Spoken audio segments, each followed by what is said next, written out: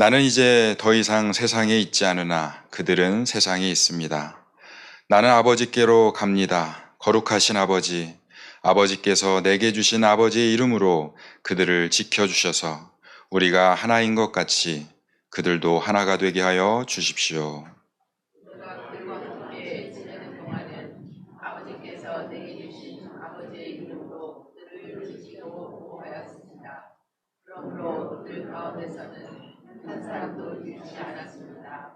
다만 멸망의 자식만 이루는 것은 성경 말씀을 이루기 위함이었습니다.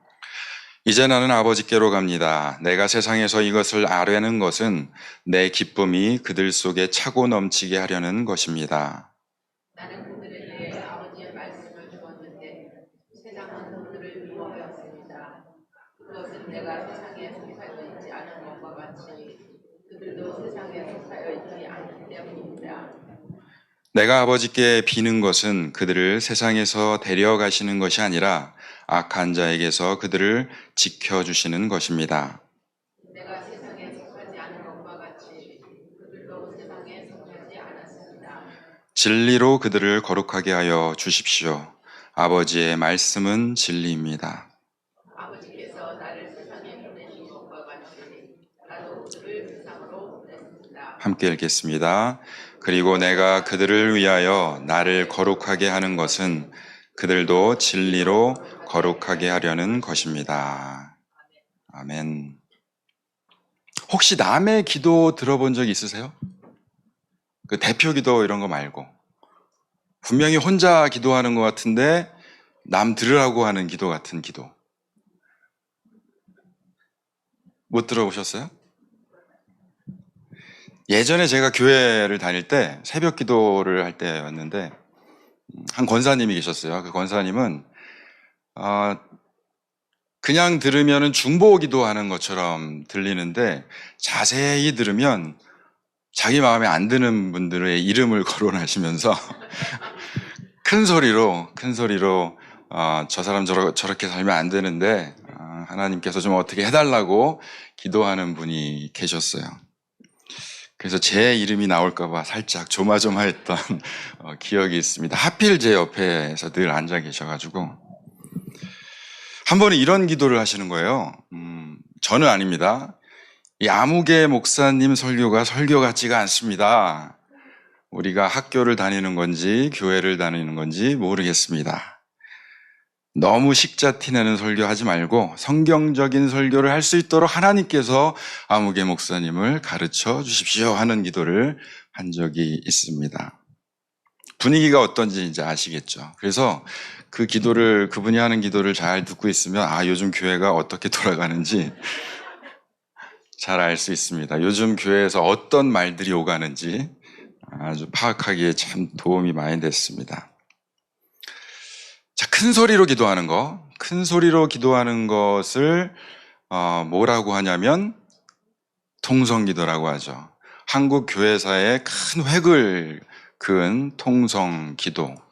이 통성기도를 통하여서 한국 교회의 회개운동이 일어났고 부흥운동이 일어났습니다. 하나님이 귀가 먹으신 거는 아니시겠지만 그래도 다른 사람 기도보다는 내 기도를 들어달라고 그렇게 목청껏 목이 쉬도록 뜨겁게 기도하는 것이 통성 기도입니다. 뭔 한이 그렇게 많았는지 정말 창자가 비틀릴 정도로 눈물 콧물 쏟아가면서 하나님께 다 쏟아 놓은 그런 기도가 통성 기도였습니다. 다 해보셨죠? 네. 끄덕이시는 분들이 계십니다. 그러면 막 뜨겁게 기도를 하니까 몸이 막 달아오르잖아요. 막 뜨거워집니다. 그러면서 속이 그냥 후련해지는 거죠. 혹시 마음에 답답함이 있으시거나 한이 있으시거나 이런 분들은 통성 기도를 한번 꼭 해보시기를 바랍니다. 그런데 이 문제가 뭐냐면 우리의 한을 풀기 위해서 다 쏟아는 냈는데 하나님이 뭐라고 말씀하시는지는 시간을 갖지 않는 거예요. 내 말만 하다 끝나는 거죠. 신앙생활은 믿음에서 출발하는데 믿음이라는 게 친구 사이에서도 보면 친구를 사귈 때 이 믿음이 어떻게 생겨요? 친밀감이 어떻게 생깁니까? 내 말만 다 쏟아놓을 때 친밀감이 생기는 것이 아니라 친구 얘기도 들어야 친밀감이 생기는 거잖아요. 그걸 못하는 거예요. 그걸 못한 거. 듣는 기도, 침묵 기도 해보신 분들은 아시겠지만 이 쉽지가 않습니다. 스스로가 잠잠해져야 되잖아요. 고요해져야 되잖아요. 근데 잠잠히 있으면 온갖 잡생각들이 그냥 들어왔다 나갔다 들어왔다 나갔다 여기 갔다 저기 갔다 그냥 온갖. 그래서 내 마음을 비우고 하나님의 마음으로 채우는 게 쉽지가 않습니다. 그래서 기도하실 때 이 두 가지를 꼭 기억하셨으면 좋겠어요. 내가 말하는 기도도 중요하지만 하나님의 말씀을 듣는 것도 중요하다. 들을 때 집중해서 하나님의 마음을, 하나님의 뜻을 구하시는 저와 여러분들이 되시기를 바랍니다.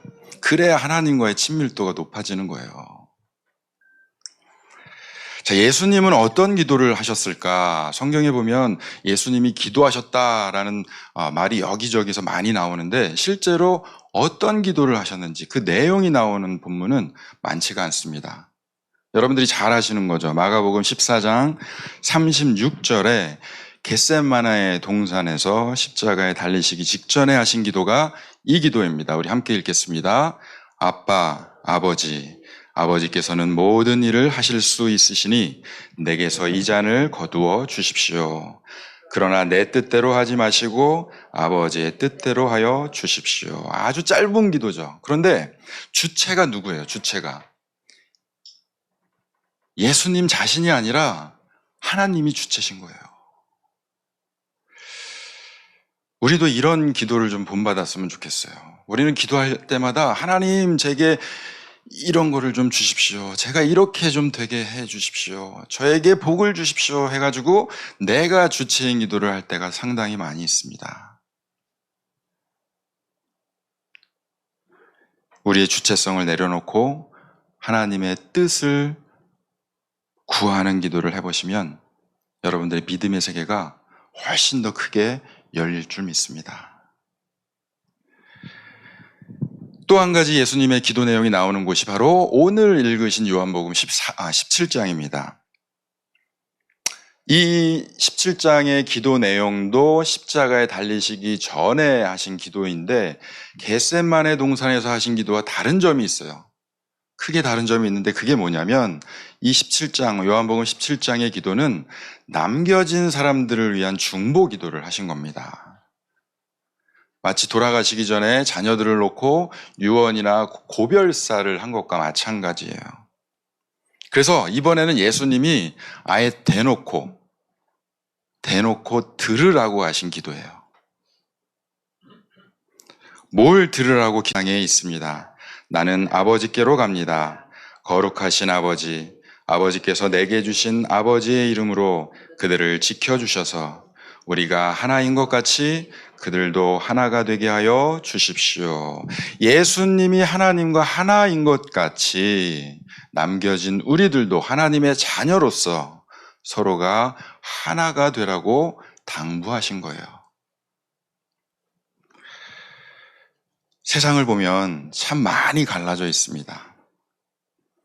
작은 땅덩어리 우리나라만 보더라도 남북으로 이념이 갈라져 있고 선거철만 되면 동과 서로 갈라집니다. 그리고 남자와 여자가 자기 목소리를 내면서 갈라지죠. 노인과 젊은이들이 이 세대 차이로 갈라집니다. 진보와 보수가 갈라지고 경제적으로 빈부의 차이로 갈라져 있습니다. 그런데 사회 현상만 그런 것이 아니라 교회 안에도 똑같이 이런 현상이 있는 것 같아요. 참으로 많이 갈라져 있습니다. 어쩌면 사회보다 더 많이 갈라져 있는 것이 교회인 것 같아요. 조금만 마음에 안 들어도, 조금만 성이 안 차도 갈라지려고 합니다. 그래서 쉽게 더 이상 쪼갤 교파가 있을까 하는 의문이 드는 순간에도 갈라지는 게 교회예요. 예수님은 이런 상황에서 하나가 되라고 당부를 하고 계십니다. 행위의 하나가 아니라, 방법의 하나가 아니라 존재적으로 하나가 되라고 말씀하시는 거예요. 기독교의 출발을 한번 생각해 보시기 바랍니다. 기독교는 예수님의 존재에서 시작을 했습니다.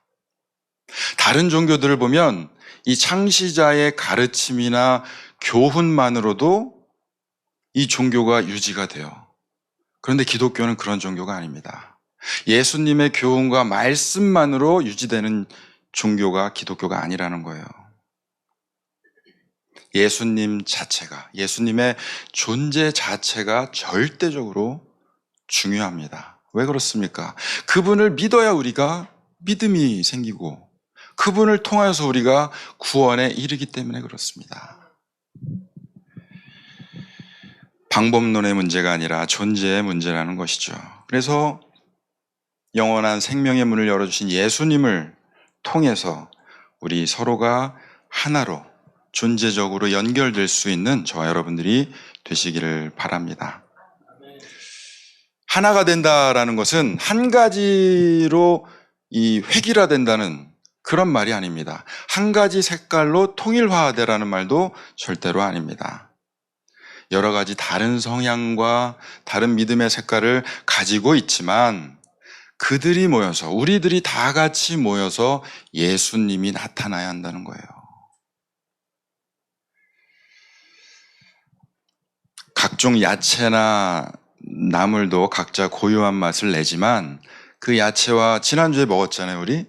야채와 나물들이 이 한 그릇의 조화를 이룰 때에 맛있는 비빔밥이 되는 것처럼 우리 각자는 다 각자만의 멋이 있습니다. 멋이 있는데 이 멋들이 제각기 드러날 때도 멋있지만 하나로, 공동체가 하나로 어우러질 때 그때 훨씬 더 빛을 발하는 거죠.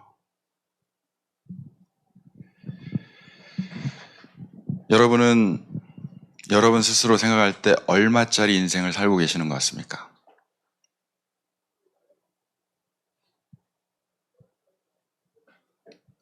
100억 그러신 것 같은데 누가. 이 사람의 인생을 등급으로 나누기 시작하면 한없이 초라해집니다. 그렇죠? 저 사람은 100억, 500억, 1000억짜리 인생을 사는 것 같은데 왜 나는 맨날 100원짜리 인생 같지? 제가 10원짜리로 하려다가 조금 올렸어요.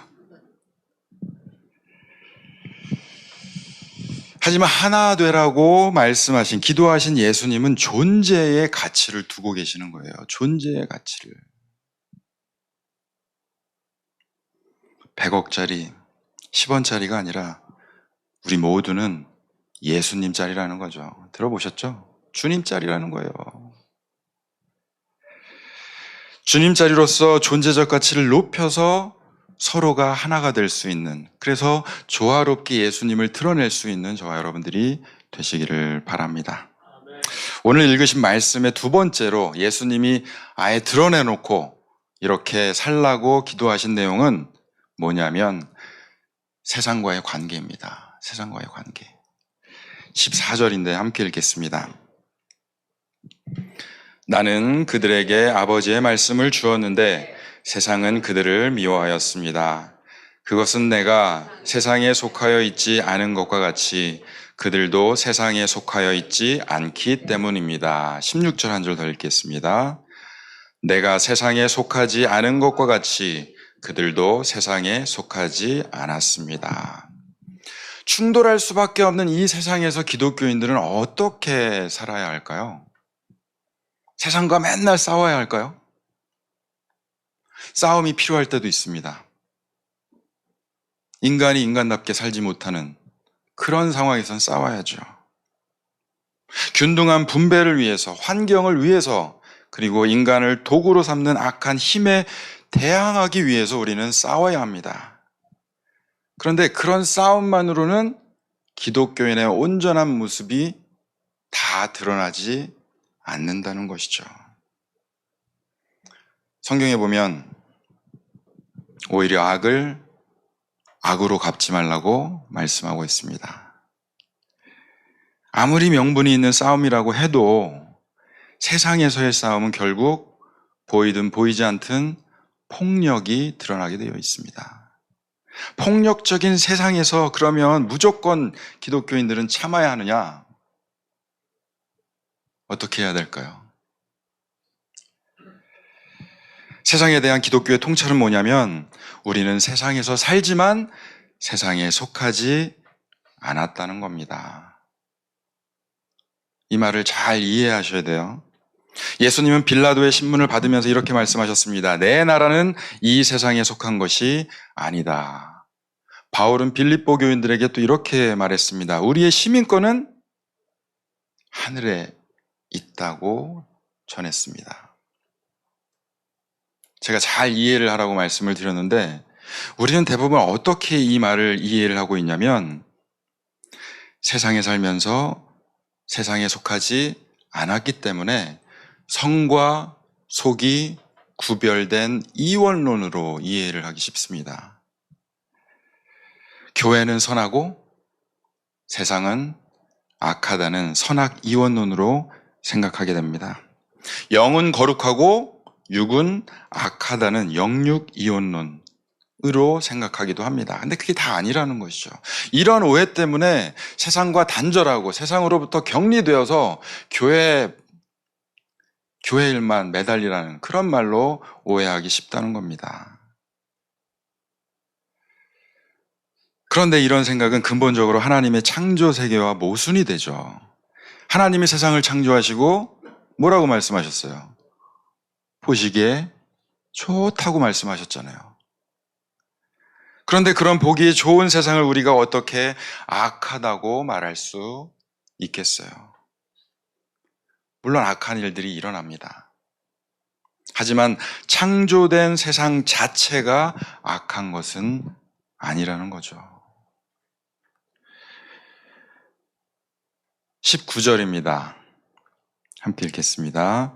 내가 그들을 위하여 나를 거룩하게 하는 것은 그들도 진리로 거룩하게 하려는 것입니다. 세상에 속하지 않았다는 말은 세상 안에 있지만 당연히 세상 안에서 살아야 하지만 그 안에서 어떻게 살아야 하느냐? 거룩하게 살라는 겁니다. 거룩하게. 세상 밖이 아니라 세상 안에서의 거룩한 삶입니다. 이게 기독교인의 정체성이죠. 예수님도 제자들을 세상으로 보냈어요. 세상과 등지라고 말씀하시지 않았습니다. 모든 사람들의 세상살이는 적자 생존이며 물질적이고 소유지향적이며 탐욕적입니다. 근데 이 자체가 사실 악한 게 아니에요. 어떻게 보면 사람이 인생을 살아가는 삶의 원칙입니다. 원리예요. 마치 먹지 않으면 배가 고파지는 것처럼 땀을 흘리고 나면 갈증이 생기는 것과 비슷한 일입니다. 사람이라면 누구나 이런 세상의 원리에 철저하게 지배를 받고 살아갑니다. 그래서 아무리 신앙심이 깊은 사람이라고 하더라도 이런 세상의 원리를 훌쩍 뛰어넘어서 구름 위에서 사는 사람은 없다는 거예요. 그래서 우리는 이 현실에 잘 적응하며 살게 해달라고 기도를 하게 되는 거죠. 어쩌면 이게 우리가 목표로 삼는 그런 최선의 삶일 수도 있습니다. 그러나 예수님은 이런 세상에 살면서도 세상에 속하지 않는 삶, 곧 하나님에게 속한 거룩한 삶을 원하시고 계시는 거예요. 17절 말씀입니다. 함께 읽겠습니다. 진리로 그들을 거룩하게 하여 주십시오. 아버지의 말씀은 진리입니다. 거룩한 삶은 진리에서 나오는데 이 진리는 하나님의 말씀입니다. 그런데 말씀이 육신이 되어 우리에게 오신 분은 누구예요? 예수 그리스도잖아요.